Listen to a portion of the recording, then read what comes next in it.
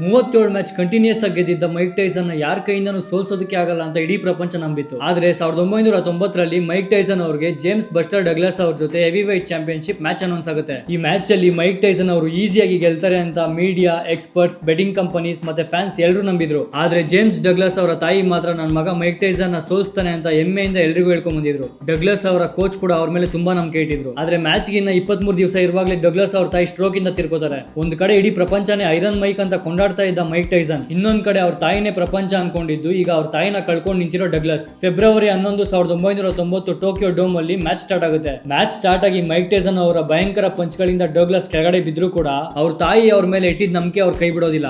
ಆಗ ಡಗ್ಲಾಸ್ ಅವರು ಮತ್ತೆ ಎದ್ದು ಮೈಕ್ ಟೈಸನ್ ಅವ್ರ ಜೊತೆ ಫೈಟ್ ಮಾಡಿ 10ನೇ ರೌಂಡ್ ಅಲ್ಲಿ ಅವ್ರನ್ನ ನಾಕ್ಔಟ್ ಮಾಡಿ ವರ್ಲ್ಡ್ ಹೆವಿ ವೈಟ್ ಚಾಂಪಿಯನ್ಶಿಪ್ ಗೆಲ್ತಾರೆ. 37 ಮ್ಯಾಚ್ ಕಂಟಿನ್ಯೂಸ್ ಆಗಿ ಗೆದ್ದಿದ್ದ ಮೈಕ್ ಟೈಸನ್ ಅವ್ರನ್ನ ಸೋಲಿಸಿ ಡಗ್ಲಾಸ್ ಅವರು ಇತಿಹಾಸ ಸೃಷ್ಟಿಸ್ತಾರೆ. ಕೆಲವೊಮ್ಮೆ ಇಡೀ ಪ್ರಪಂಚ ಇಟ್ಟಿರೋ ನಂಬಿಕೆಗಿಂತ ಒಬ್ಬ ತಾಯಿ ಇಟ್ಟಿರೋ ನಂಬಿಕೆ ತುಂಬಾ ದೊಡ್ಡದಾಗಿರುತ್ತೆ.